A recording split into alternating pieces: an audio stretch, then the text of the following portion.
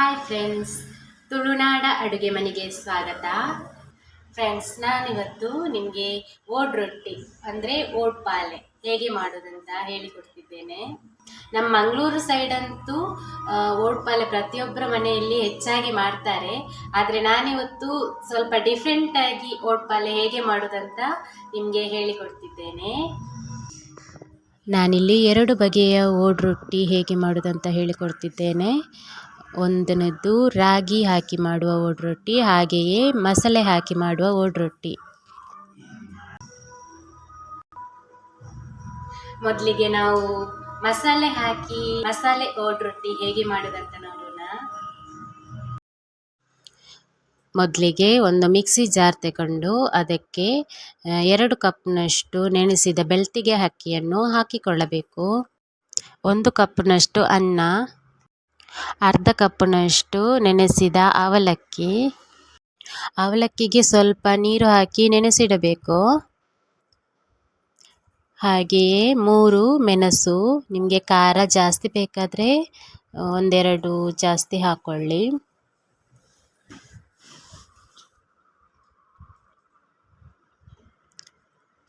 ಒಂದು 1/4 ಸ್ಪೂನ್ನಷ್ಟು ಜೀರಿಗೆ,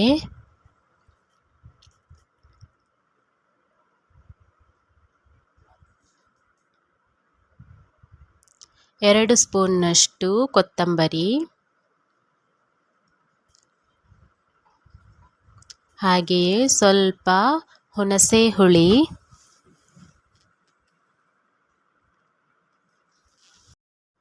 ಸ್ವಲ್ಪ ನೀರು ಹಾಕಿಕೊಳ್ಳಬೇಕು.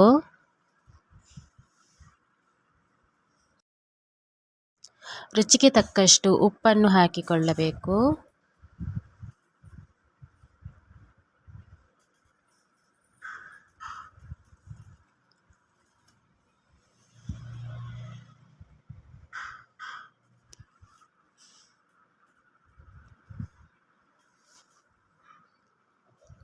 ನಂತರ ಮುಚ್ಚಳವನ್ನು ಮುಚ್ಚಿ ರುಬ್ಬಿಕೊಳ್ಳಬೇಕು. ರುಬ್ಬಿಕೊಂಡಿರುವ ಹಿಟ್ಟನ್ನು ಒಂದು ಪಾತ್ರೆಗೆ ಹಾಕಿಕೊಳ್ಳಬೇಕು. ನೋಡಿ, ಹಿಟ್ಟು ಇಷ್ಟು ದಪ್ಪ ಇರಬೇಕು, ತುಂಬ ತೆಳುವಾಗಬಾರ್ದು. ನಂತರ ಅದಕ್ಕೆ ಅರ್ಧ ಕಪ್ನಷ್ಟು ತೆಂಗಿನ ತುರಿಯನ್ನು ಹಾಕಿಕೊಳ್ಳಬೇಕು. ತೆಂಗಿನ ತುರಿಯನ್ನು ರುಬ್ಬುವಾಗ ಸಹ ಹಾಕಿಕೊಳ್ಳಬಹುದು, ಆದರೆ ನಾನಿಲ್ಲಿ ಮತ್ತೆ ಹಾಕ್ಕೊಳ್ತಿದ್ದೇನೆ. ಯಾಕೆಂದರೆ ಅದು ರೊಟ್ಟಿ ತಿನ್ನುವಾಗ ಬಾಯಿಗೆ ತೆಂಗಿನ ತುರಿ ಸಿಗುವಾಗ ತುಂಬ ಟೇಸ್ಟಿಯಾಗಿರುತ್ತದೆ. ಅದಕ್ಕೆ ತೆಂಗಿನ ತುರಿ ಹಾಕೊಂಡ ನಂತರ ಚೆನ್ನಾಗಿ ಮಿಕ್ಸ್ ಮಾಡಿಕೊಳ್ಬೇಕು.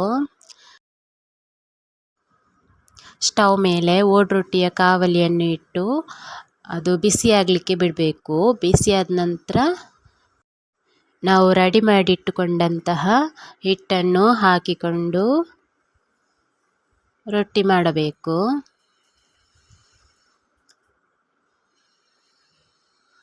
ಹಾಗೆಯೇ ಮುಚ್ಚಳವನ್ನು ಮುಚ್ಚಿ ಸ್ವಲ್ಪ ಹೊತ್ತು ಬೇಯಿಸಬೇಕು.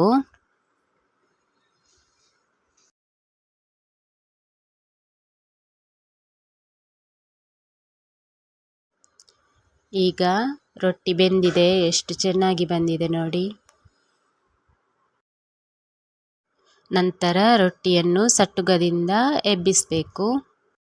ಓಡ್ ರೊಟ್ಟಿ ಮಾಡುವಾಗ ಹೆಚ್ಚಾಗಿ ಮಣ್ಣಿನ ಕಾವಲಿಯನ್ನೇ ಯೂಸ್ ಮಾಡ್ತಾರೆ. ಮಣ್ಣಿನ ಪಾತ್ರೆಯಲ್ಲಿ ಮಾಡಿದ ಆಹಾರ ಆರೋಗ್ಯಕ್ಕೆ ತುಂಬ ಒಳ್ಳೆಯದು. ಹಾಗೆಯೇ ಎಲ್ಲ ಹಿಟ್ಟನ್ನು ಹಾಕಿ ರೊಟ್ಟಿ ಮಾಡಿಕೊಳ್ಳಿ.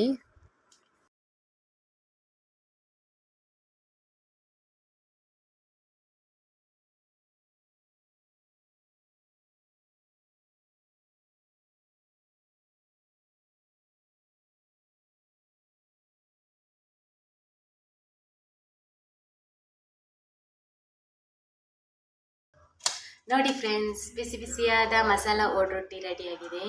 ಇದಕ್ಕೆ ಯಾವುದೇ ಪದಾರ್ಥ ಬೇಕಂತಿಲ್ಲ, ತಿನ್ನುವಾಗ ಹಾಗೆಯೇ ತಿನ್ಬೋದು. ಇದರ ಪರಿಮಳ ಕೂಡ ತುಂಬ ಚೆನ್ನಾಗಿದೆ. ಇದರ ಕೊತ್ತಂಬರಿ ಮತ್ತು ಜೀರಿಗೆ ಫ್ಲೇವರ್ ಎಲ್ಲ ಚೆನ್ನಾಗಿ ಪರಿಮಳ ಬರ್ತುಂಟು. ನೀವು ಒಮ್ಮೆ ಮನೆಯಲ್ಲಿ ಟ್ರೈ ಮಾಡಿ ನೋಡಿ ಫ್ರೆಂಡ್ಸ್. ಈಗ ನಾವು ಇನ್ನೊಂದು ರೀತಿಯಾಗಿ ಓಡ್ ರೊಟ್ಟಿ ಹೇಗೆ ಮಾಡೋದಂತ ನೋಡೋಣ. ಒಂದು ಮಿಕ್ಸಿ ಜಾರ್ ತಗೊಂಡು ಅದಕ್ಕೆ ನೆನೆಸಿಟ್ಟಂತಹ ಬೆಳ್ತಿಗೆ ಹಾಗೆ ಕುಚ್ಚಲಕ್ಕಿಯನ್ನು ಒಂದು 1.5 ಕಪ್ನಷ್ಟು ಹಾಕಿಕೊಳ್ಳಬೇಕು. ನಾನು ಇದನ್ನು ಒಂದು 8 ಗಂಟೆಗಳ ಕಾಲ ನೆನೆಸಿಟ್ಟಿದ್ದೆ. ಹಾಗೆಯೇ ಅರ್ಧ ಕಪ್ನಷ್ಟು ರಾಗಿ, ಇಡೀ ರಾಗಿಯನ್ನು ತೆಗೆದುಕೊಂಡಿದ್ದೇನೆ. 1 ಕಪ್ನಷ್ಟು ಅನ್ನ, ಹಾಗೆಯೇ ಅರ್ಧ ಕಪ್ನಷ್ಟು ತೆಂಗಿನ ತುರಿಯನ್ನು ಹಾಕಿಕೊಳ್ಳಬೇಕು. ರುಚಿಗೆ ತಕ್ಕಷ್ಟು ಉಪ್ಪು ಹಾಕಿಕೊಳ್ಳಬೇಕು. ಕುಚ್ಚಲಕ್ಕಿ ಮಿಕ್ಸಿ ಜಾರಿನಲ್ಲಿ ನೈಸ್ ಆಗದಿದ್ದರೆ ಗ್ರೈಂಡರಿಗೆ ಹಾಕಿ ರುಬ್ಬಿಕೊಳ್ಳಬಹುದು. ಸ್ವಲ್ಪ ನೀರು ಹಾಕಿಕೊಂಡು ನಂತರ ರುಬ್ಬಿಕೊಳ್ಳಬೇಕು.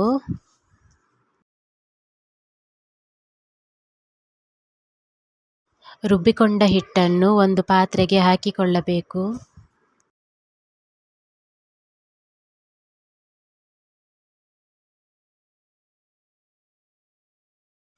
ಹಿಟ್ಟು ಸ್ವಲ್ಪ ದಪ್ಪ ಅಂತ ಅನಿಸಿದರೆ ಸ್ವಲ್ಪ ನೀರು ಹಾಕಿ ಮಿಕ್ಸ್ ಮಾಡಿಕೊಳ್ಬೇಕು.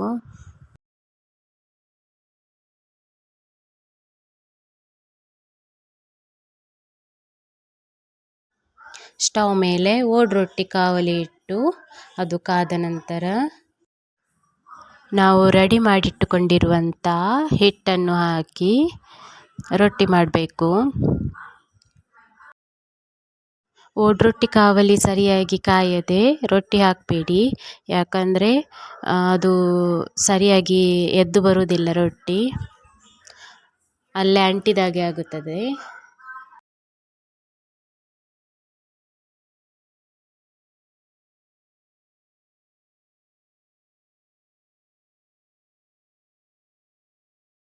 ಈಗ ರಾಗಿಯ ಓಡ್ರೊಟ್ಟಿ ಬೆಂದಿದೆ. ಹಿಟ್ಟು ದಪ್ಪ ಆದರೆ ನಡುವಲ್ಲೆಲ್ಲ ಸರಿಯಾಗಿ ಒಮ್ಮೊಮ್ಮೆ ಬೇಯುವುದಿಲ್ಲ, ಸರಿ ಬೇಯಬೇಕು. ಎಷ್ಟು ಚೆನ್ನಾಗಾಗಿದೆ ನೋಡಿ ಓಡ್ರೊಟ್ಟಿ. ಓಡ್ರೊಟ್ಟಿಗೆ ಹೀಗೆ ಕಣ್ಣು ಬಿದ್ರೇ ಓಡ್ರೊಟ್ಟಿ ಚೆನ್ನಾಗಾಗೋದು. ಈ ರೊಟ್ಟಿ ದಪ್ಪಗಾಗಿರುವುದರಿಂದ ಇದು ಒಂದು 2 ತಿಂದರೆ ಸಾಕು, ಹೊಟ್ಟೆ ಫುಲ್ ಆಗ್ತದೆ. ಹಾಗೆ ಟೇಸ್ಟಿನಲ್ಲೂ ಇದು ತುಂಬ ಚೆನ್ನಾಗಿರ್ತದೆ.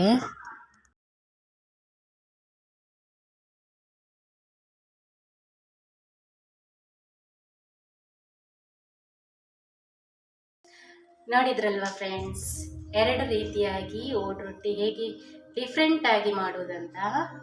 ನಾರ್ಮಲ್ ಆಗಿ ಮಾಡಿ ತಿಂದು ಬೇಜಾರಾಗಿದ್ದರೆ ಈ ರೀತಿ ಒಮ್ಮೆ ಮಾಡಿ ನೋಡಿ, ತುಂಬಾ ಚೆನ್ನಾಗಿರ್ತದೆ. ಈ ಮಸಾಲೆ ಓಡ್ರೊಟ್ಟಿ ಅಂತೂ ತುಂಬಾ ಚೆನ್ನಾಗಿರ್ತದೆ. ನೀವು ಒಮ್ಮೆ ಮನೆಯಲ್ಲಿ ಟ್ರೈ ಮಾಡಿ ನೋಡಿ. ಇದು ರಾಗಿ ಹಾಕಿ ಮಾಡಿದ್ದು. ಈ ಓಡ್ರೊಟ್ಟಿ ಜೊತೆಗೆ ಏನಾದರೂ ಗಸಿ ಇಲ್ಲದಿದ್ದರೆ ಸಾಂಬಾರು ಚಟ್ನಿ ಇದ್ದರೆ ತುಂಬಾ ಚೆನ್ನಾಗಿರುತ್ತದೆ. ಫ್ರೆಂಡ್ಸ್, ಇವತ್ತಿನ ನನ್ನ ಈ ವಿಡಿಯೋಸ್ ನಿಮಗೆ ಇಷ್ಟ ಆದರೆ ಪ್ಲೀಸ್ ಲೈಕ್ ಮಾಡಿ, ಕಮೆಂಟ್ ಮಾಡಿ. ಹಾಗೆ ನೀವಿನ್ನೂ ನನ್ನ ಚಾನಲನ್ನು ಸಬ್ಸ್ಕ್ರೈಬ್ ಮಾಡಿಲ್ಲ ಅಂದರೆ ಸಬ್ಸ್ಕ್ರೈಬ್ ಮಾಡಿ. ಪಕ್ಕದಲ್ಲಿರುವ ಬೆಲ್ ಬಟನನ್ನು ಒತ್ತಿ ನಾನು ಹಾಕುವ ಎಲ್ಲ ವೀಡಿಯೋಸ್ನ ನೋಟಿಫಿಕೇಷನ್ ನಿಮಗೆ ಬರುತ್ತದೆ. Thank you.